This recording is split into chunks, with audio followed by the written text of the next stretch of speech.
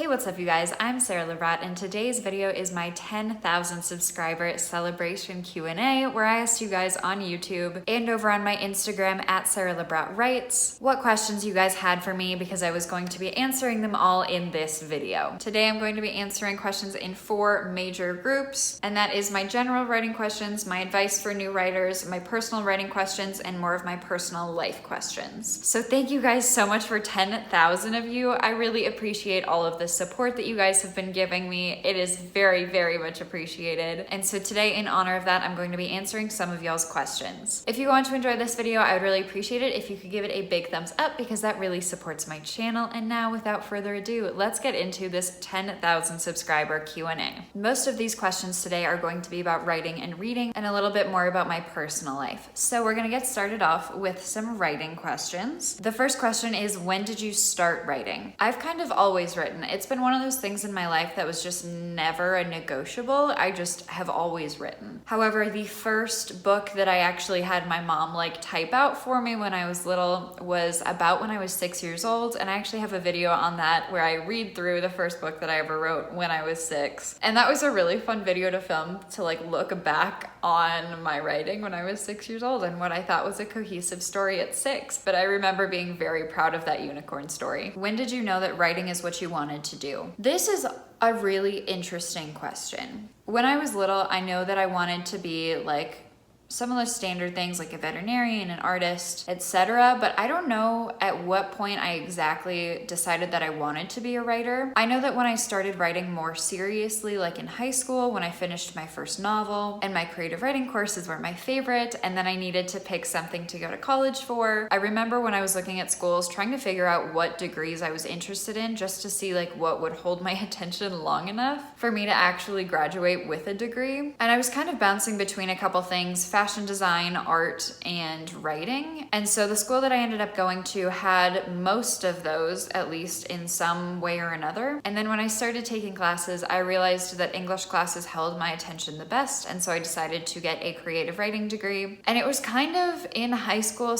/ in college that I was starting to realize how cool it would be to create full-time or write full-time. And so I would say probably high school is when I knew that this is what I wanted to do with my life. Somebody asked me, why did you choose writing? I am going to give the somewhat cheesy answer of, I didn't really choose writing, writing chose me. I have a lot of stories in my head. I've always had a very creative imagination, and I just think that I've always been drawn to the idea of writing and telling stories and sharing those stories with other people, that I think it's kind of just, again, been a non-negotiable for me. This is just what I've wanted to do for as long as I can remember. And then I had the goal of becoming a full-time author in high school. But I do consider myself to be a very lucky person that I have figured this out at such a young age, that this is what I wanted to do with my life. And I know that it's not that easy for some people. I know that some people figure it out much, much later in life. I am just grateful that I was able to figure it out early on when I was a kid, and then in high school, shooting towards the goal of being a full-time author and now kind of more like a full-time creator. Who or what got you into writing in the first place? So as a kid, I loved reading, and I pretty much exclusively read dragon books. If it had a dragon on the cover or in the title, I was getting it. I read so many children's books and middle grade books with dragons in them, and I loved them so much. And I knew that someday when I started writing more seriously, I wanted to write books about dragons in an effort to give that experience to someone else in the future. But I would say one of the most influential series that I ended up reading was the Dragon Slippers series by Jessica Day George. They're just so good, and I just love dragon books so much. I don't know why there aren't more of them. If you know of some, leave them in the comments below because I'm still looking for more, because I feel like I've read a lot of the dragon books available, but I still want to read more. They're just so good. Dragons are so cool. Do you plan on going through a traditional publishing route? Currently, for my high fantasy project that I call Project DE, my answer is yes. I am hoping to finish draft 5, which is the draft that I'm currently working on, and then clean up any rough edges drafts with draft 6 and then maybe send it to a couple more beta readers, and then kind of hopefully it won't need much tweaking after that. But then hopefully I will begin to send it out and start querying. Timeline on that is a little bit fuzzy right now, but I'm trying to help hammer that down. But yes, for right now, I've just always had the dream of being a traditionally published author. It is right here on my corkboard, the New York Times bestseller stamp, and I am trying to manifest this. I would love to be a New York Times bestselling, traditionally published author, and I'm working on it. How do you balance full-time work with writing? This is going to require something of a two-part answer. My first answer is that my full-time job is actually not like a traditional full-time job. It's not a 9 to 5. I basically get paid to be on call 24 hours a day, 5 days a week. And so the hours that I work are somewhat sporadic, depending on the week, depending on how busy my job is that week, depending on how much plans are changing, because that's what makes me the busiest at my job, is when I have scheduled something and set everything up, and then they're like, oh, we're actually gonna go 4 hours earlier because I work for an airline. And then that's when things get tricky, and that's when things get really, really busy for me. But with my job, I do have a lot of flexibility within my day, flexibility on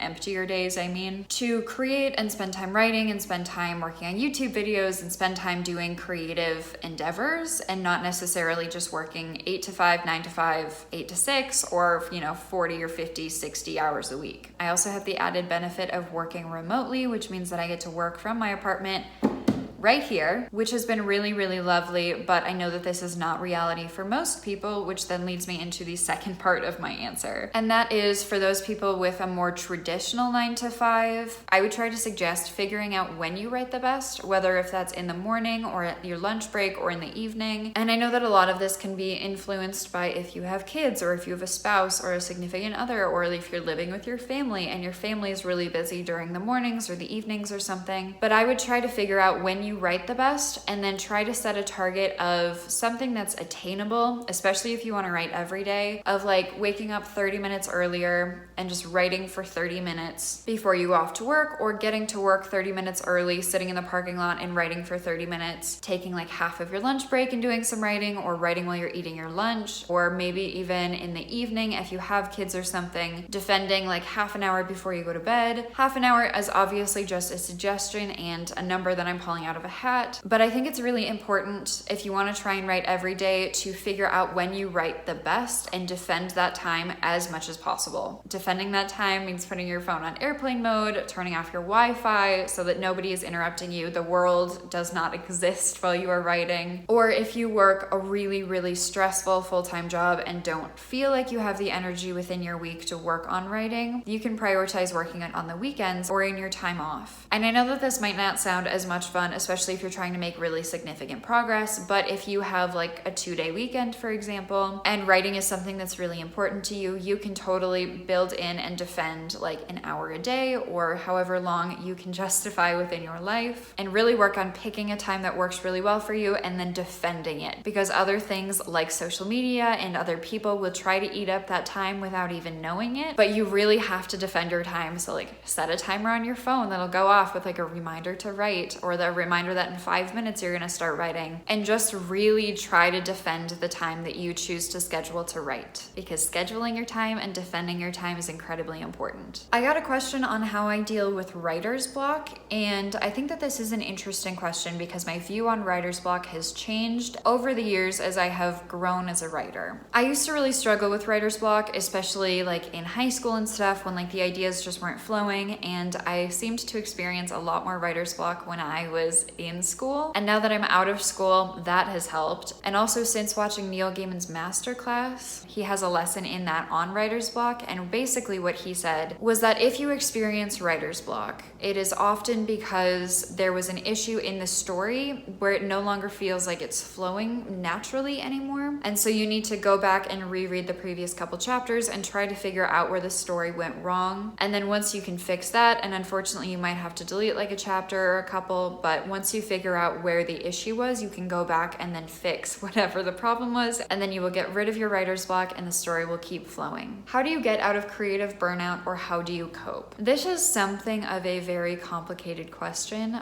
but creative burnout is really sad when it happens, because it's such a gift to be creative and such a gift to have that creative energy and like want to make things and then want to share things with the world. And I think that creative burnout is often from stress, especially for me, and it's stress with like my job, or it's stress with just feeling like I'm doing way too many things at one time. And so things that I try to do when I start to experience creative burnout, which also you can like try to get ahead of it and like take a break from work or take a day off, or like just, you know, take some time for yourself. But if you do find yourself starting to experience some creative burnout, I would recommend taking a break from being creative. And this would mean indulge in watching Netflix or reading or whatever you are finding that's relaxing. I would try to remove something from your plate that you told somebody else that you would do. I would pick a couple days and defend my time. Like if I just wasn't feeling it and people were asking me to go out and do things, I would say no, because I think becoming responsible for yourself again and to yourself again is one of the best things to fight creative burnout. And by reducing your responsibilities in that way and your responsibilities to other people, it starts to lighten your load a little bit. I also recommend getting out into nature if that's possible, or doing some movement, whether that's working out or going for a walk or a hike or something, even just going for a drive, and just like forgiving yourself for not feeling creative. Because I think one of the worst parts about creative burnout is being really rough on yourself when you're just not feeling it. So this is a very gentle reminder that if you are experiencing creative burnout, or if you think that you are getting close to creative burnout, to just be nice to yourself and feel out what your body is telling you that you need, because you and your body know best. What do you do when you have an idea in your mind but can't put it into words? If I have an idea for a book and I don't feel prepared to write it, or if I don't feel like I have enough information about it that I'm ready to write it, I won't yet.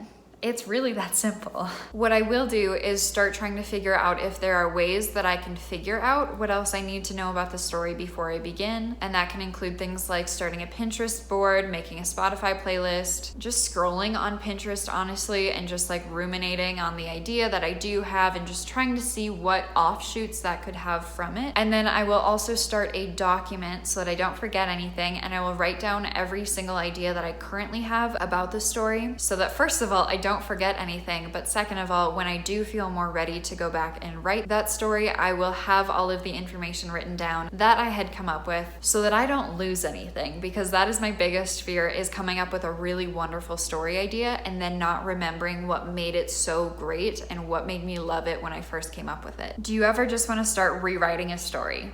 Yes, and I have. I did this with DE, where I went through and rewrote the entire story, and then I'm also probably going to do this with the book that I wrote in high school that I call Project LRF. This might also happen with CBH, which is a sci-fi that I started for Camp Nano April in 2021, so last year. But I think if that's what feels best for the story, then yes, I will go ahead and do it. And then I did get several questions about new authors and my advice for newer authors, and so those are going to be what I answer next. To kick this off, I got a pretty general question that was just like, what is your advice for young writers or new writers? And I think my biggest piece of advice is try to write consistently. Something that I learned from the Neil Gaiman Masterclass, as well as from Brandon Sanderson's lecture series here on YouTube. Writing things is the best way to figure out who you are as a writer, and then finishing things is the best way to improve as a writer. And I know that that seems like very simple advice and almost like a little bit too simple because you don't know where to begin, but I would say trying to be consistent with writing, whether that's 15 minutes a day or an hour to a week, however you want to break it up, and whatever means consistency to you. I would try to prioritize consistency in writing, because consistency is what gets stuff done. And then I got questions on how do you write consistently and what are some of your tips to be consistent. Honestly, right now, I actually don't write as consistently as I want to. I would love to be a really consistent writer. I would love to write every single day. That's my goal. However, I do just try to write more days than not, and sometimes that works and sometimes it doesn't. But I know what times of day I write best during. So for me, the morning right after I wake up, I will normally check in with work, and if no work is super pressing in the morning and if I feel creative, I just open my computer and I start writing. Because I've noticed that if I can start writing in the morning, I can kind of get ahead of talking myself out of writing later later on. And then if I start writing with like 20 minutes, 30 minutes, an hour, whatever I end up writing for, I'm already that much further into my writing for the day than I would be if I started after work or in the evening. And so sneaking up and getting ahead on my writing is one of the best ways that I can try to force myself to get more done in a day. And not even force myself, I just accomplish more in a day if I begin writing in the morning. But other tips for consistency are writing sprints, scheduling in your time, setting reminders, getting an accountability buddy, turning off all of your distractions like your phone and your Wi-Fi. But I really strongly suggest scheduling a couple writing sprints throughout the day. This is how I started getting really consistent when I was working on my consistency a while ago. And I would just schedule in like a couple 15-minute writing sprints throughout the day as I was approaching like an hour mark or something. So if it was like 2 p.m., I would sit down at my computer at like 1:58. I would open my document, I would get ready, and then as soon as 2 o'clock hit, I would start writing. And I would just make myself write for 15 minutes, and I wouldn't let myself stop until I hit 2:15 or whatever time was like roughly 15 or so minutes later. And this was really nice because I knew that it had a time limit. And I think that that is very freeing, honestly, because you can sit there and stare at a blank page for 15 minutes if you want to, but the more you sit down and the more you like try to do these writing sprints, the more appealing writing will become for those 15 minutes, because you know that at the end of the 15 minutes or whatever time span you choose, you will be done writing, at least for that section. And then you can get up, you can go back to work, you can do whatever else you need to do. I do my dishes, I do some laundry, I will do some work, and then I'll sit back down a little while later and do another 15, 20 minute, 30 minute, 45 minutes sometimes, although I don't suggest that for beginners. That takes a while to get into, writing sprint. And then these just add up throughout your day. And then at the end of the day, you've done a very significant amount of writing just scattered throughout the day. And I've noticed that it doesn't feel as draining when you keep it limited to smaller chunks of time like that. I got a question that says, my family isn't being supportive of a creative life like being a writer and is saying that it's not stable or secure and to do it only as a hobby. What do I say to them? First of all, I'm really sorry that your friends and family are not being supportive of what you want to do. And this is kind of a difficult question to answer, but I would say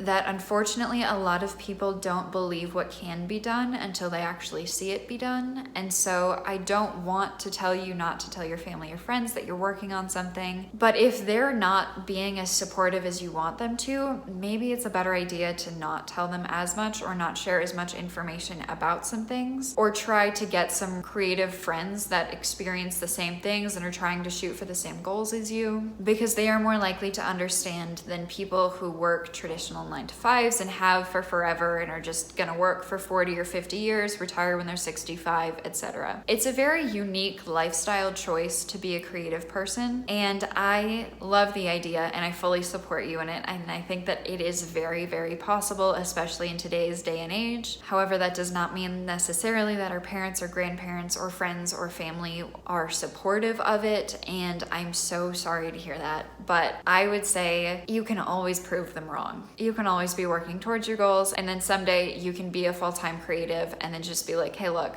I did that. You can totally use spite as a motivator. I know several people that do. I'm not saying that I haven't before, but spite is a really great motivator, especially when people are doubting you, and especially people doubting what you want to do and what you want to go into. So I hope I answered that okay. I'm really sorry that you're going through that though. It sucks, but there are more and more and more and more and more people making a living, and sometimes even a killing, completely based off of creating. And it's very, very possible. So I say prove them wrong. How do you stay motivated to write? This is a question that I get a lot. And my answer is that I am not always motivated to write. Motivation is a fleeting feeling. It is not something that's consistent. It's not something that can be relied on. But what you can rely on is your drive and dedication to writing, your habits that you build around writing, and not necessarily motivation, because you won't always be motivated. And so it is important to figure out why you want to write a book and what your purpose is with writing a book, remembering the bigger picture about why you want to finish writing your book, what it's going to feel like when you finish it and you get to reread it, and like how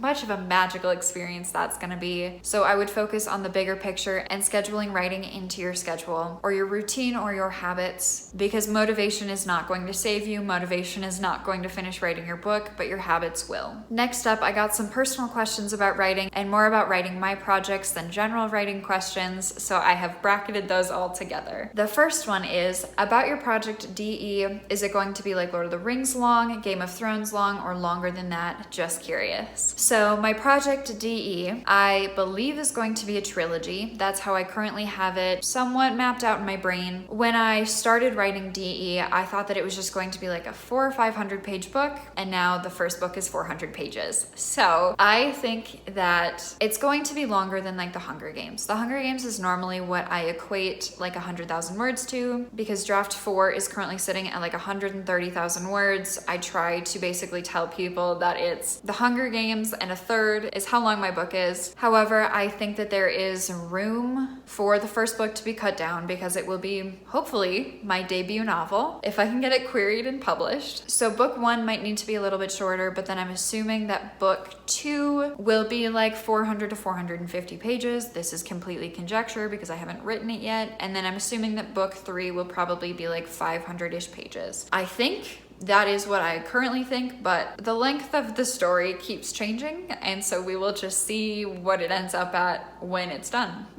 I don't know.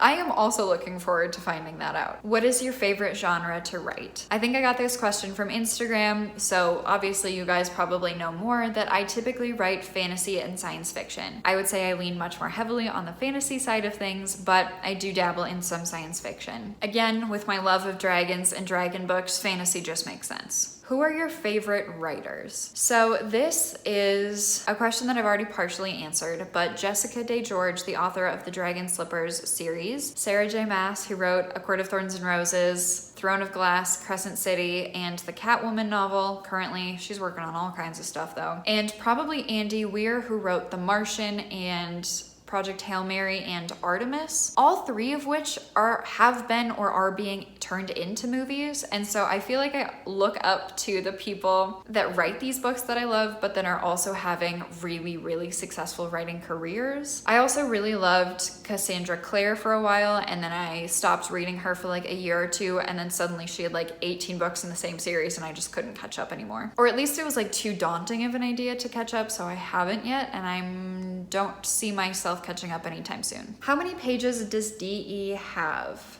This is something that I'm actually gonna have to look up. Okay, currently at the beginning of draft 5, so we can say pretty much at the end of draft 4. It has 287 typed 1.15 word spaced pages. When I had it spaced to like double spacing, it was like 450 pages or something like that. And it currently has exactly 132,907 words in the draft, which again, I think will need to be cut down. But I would say about 130-ish thousand words is probably between 400 and 450 printed pages of a book. What's your favorite chapter in your book? That's a hard question. This is also something I'm gonna have to look up. I actually have an idea. I just don't know where it is. I'm not gonna look in my document. I'm gonna look in my notes because this will probably help me find it faster. As I'm going through draft 5, chapter numbers and everything are changing as I'm regrouping how things are clumped and everything. But right now, I think my favorite chapters are probably chapter 19, which is a reunion between two characters, and probably chapter 37, which is when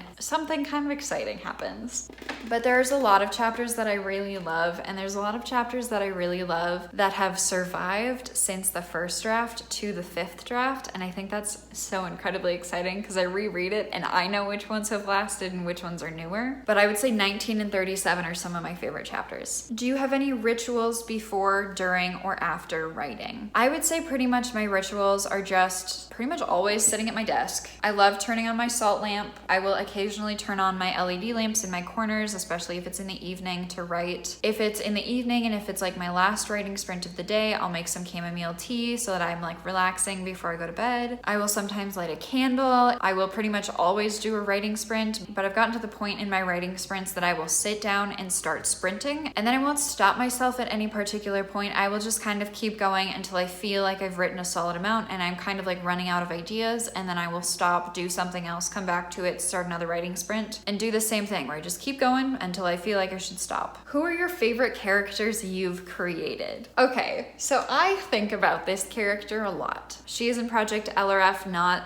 DE, which is the book that I'm currently working on, but the book that I wrote in high school, Project LRF. Her current name is Christy, and she is the person I want to be. She is so cool and very much the YA dystopian heroine that we were getting a lot of when I was like in high school and writing this book basically, but she is the person that I want to be. I think she's so freaking cool. If she was in real life, I would be so intimidated by her, but I would want to be her best friend. And therefore, she's my favorite character to write, and I can't wait to go back to Project LRF at some point, hopefully within the nearish future. Ideally, after I start sending out DE for querying, I would like to go back and reread LRF and just get to spend some more time with Christy. I would love to go back to her. And that's how I know I will finish writing LRF and the series of LRF at some point, because I know that I need to spend more time with that character. And then this question is interesting because it piggybacks off of the last one, but this one asks, do you like writing a main character or a side character better?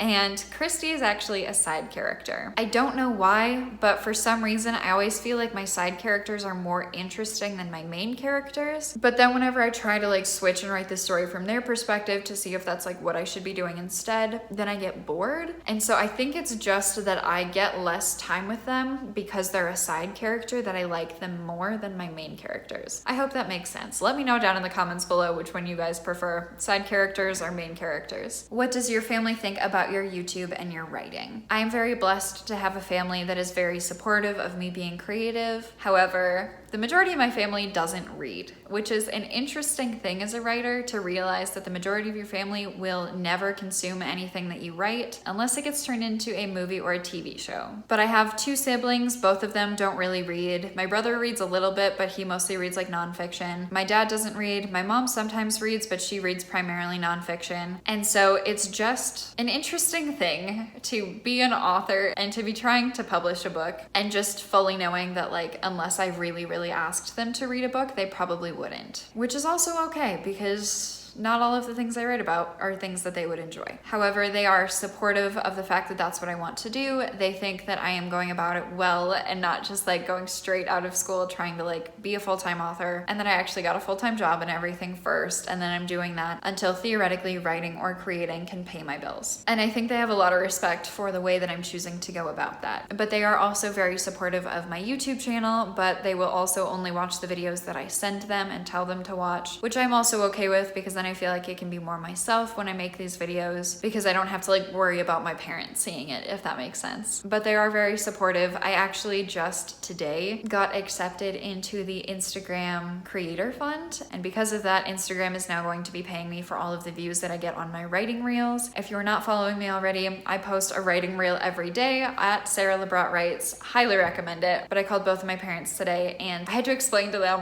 what it was and that Instagram was going to be paying me and like what I was creating on there. And my dad had no idea that I even had an Instagram account for my writing, which is really funny. My mom knew. I thought I told my dad, but I feel like that's just a dad thing that they just kind of forget sometimes. But I had to explain to them what it was, but they were both very excited for me and were just excited that I was excited about it. So I would say my family is very supportive. I know my aunt is very supportive and wants to read the books that I put out, and I will be sending her copies when I get published, and she might even get to read them before I publish them. But I'm very blessed to have a family that is supportive of me and my creative wishes and dreams and endeavors and plans and goals and what is going to happen in the future. Do you ever get the urge to kill off the main character in a book just to shock the readers? Do I get the urge? Sometimes, sure. Have I ever done it? Can't answer that. Not yet. Not yet. Maybe in some point, but not yet, but I've also only written the first books in a few series and not like the end of them, so I don't know completely how they're gonna end yet. How did you go about starting to offer chapter critiques? For those of you that may not know, I link this in every description box of all of my YouTube videos, but I have started offering chapter critiques on Fiverr, where I will critique 1, 2, or 3 of your chapters, typically towards the beginning of a story, and just kind of critiquing the character arcs, the plots, the intrigue, the character motivations, the pacing, the wording of things, if anything is too repetitive, how much dialogue to how much world building to how much, everything, and like the balance. And I decided that I wanted to start doing that to both offer you guys that option, because I was getting a lot of questions about like, hey, can you read my work? And so I started offering it as an option on Fiverr and have been really happy with doing that, because I'm also learning about myself as a writer as I critique other people's work. But basically, I just made an account on Fiverr. I decided to do chapter critiques so they wouldn't take too much of my time, but I could still be helpful. And then I read an example of my own work and critiqued my own work to try and figure out roughly how much time it would take me to do that. And then I priced myself accordingly to figure out how much of my time it would be worth. And then I posted it, and now a bunch of you guys have asked me to critique your chapters, and I really appreciate that. I think it's really, really fun. And now we have a couple more personal life questions. The first one is your life stable now? With job, house, books, etc. I'm not fully sure what this means, but I was struggling a couple months ago with something going on in my life that has pretty much resolved itself, as in basically I've been working through it and it's getting better. But apartment is great. Love my apartment. I will probably be here for a while longer because I'm really enjoying it. I love my space. I still am trying to get my room fully decorated so that then I can, film an apartment tour for you guys, because I know a couple of you guys have been wanting that. My job is good. I currently have a full-time job. I'm a flight coordinator for a private charter company, and I have a part-time job where I am the social media manager at Go Scribbler. It is a subscription box for writers. My books, I have not finished reading a book this year. I've started a lot. I've gotten really close to finishing some, and so my goal for like the rest of April is to finish reading a couple books. As far as writing goes, writing is going well. I'm working on draft 5 of my high fantasy project DE. Like I said earlier, I want to get a little bit further into it and then start querying, hopefully, if I feel like it's ready, which I'm crossing my fingers that it's going to be. And then I want to start working on either a new book or rereading LRF and just enjoying the rereading process of a book that I wrote in high school. And so I would say that my life is stable. I'm doing very well. I'm happy. I'm good. I'm stoked. Still loving Utah, and Utah is warming up, and so I'm gonna get to go hiking again soon, and I'm just gonna have a wonderful summer. I'm also very excited to bring back my adventure vlogs, where it's a little bit of writing, a little bit of hiking, a little bit of travel, and just kind of mixing all of it into my like adventure writing vlogs. Somebody asked me how I'm doing. I'm doing very well. Thank you so much for asking. Some days better than others, and it's just an important reminder to be nice to yourself, because there are ebbs and flows. Some days are better than others, but I would say today I'm doing well. And over the last couple months, it was a little rough, and now we're definitely on the way up, and I'm excited about that. Just a friendly reminder that progress is progress, and things will get better. What is one thing that will make your day instantly better? Sunlight, hiking, journaling, listening to like high vibrational music, whether that's like a frequency on YouTube or just some of like my really positive, uplifting music. Something else that makes my day instantly better is that like when I remember and when I see things that are progressing towards me being able to be a full-time creator and a full-time creative and a full-time author and all of those fun things. Every time I see something that moves me closer to that goal, I get so excited. And then I got another question about countries I want to travel to or live in. So I currently live in Utah. I live in Utah because Utah is where I want to be right now. If and when that changes is when I will move. So I don't have like a goal of moving anywhere else right now. I'm very happy in Utah,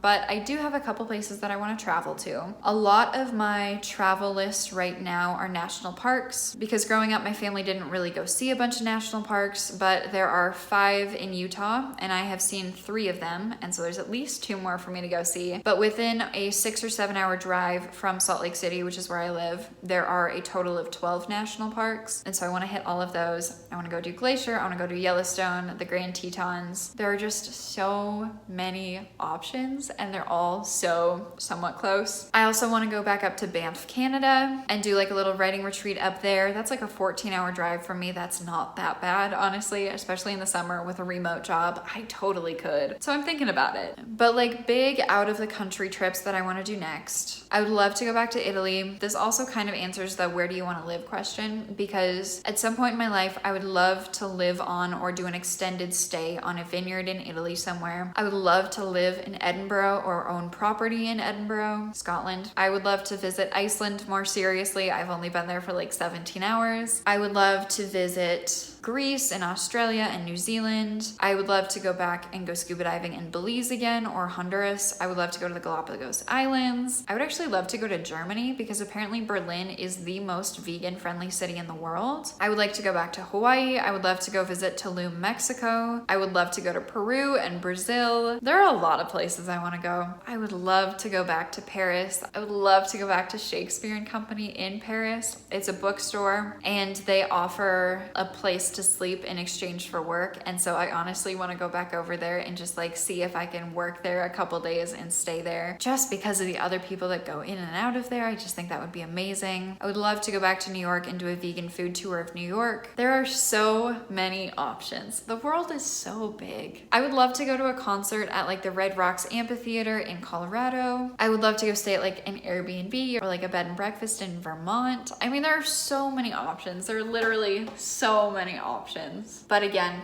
I live in Utah right now because Utah is where I'm happy. They have mountains, it has nature. I literally live 5 minutes from the mountains. I'm so excited with where I am right now, and I'm very excited about my future travel plans when I choose to start booking travel again, especially like overseas travel. But as far as my living situation goes, I don't see myself moving out of Utah right now. Well, that concludes this 10K Q&A. Once again, thank you so much to all 10,000 of you guys. I love you guys. This is so cool. When I started my YouTube channel, I really didn't think I was ever gonna get above like 1,000, and it took me forever to get to like 100 and then 1,000, and now I'm at 10,000, and that's just wild. I really have very few expectations moving forwards. I just love getting to share my writing journey with you guys, and I love getting to hear about your writing journeys down in the comments and how you guys interact with me on Instagram. This is just such a good community. I'm so happy to be a part of it, and I just want to say one big, huge thank you to you guys. I really appreciate it. So with that, thank you guys so much for watching. I will see you guys in the next video,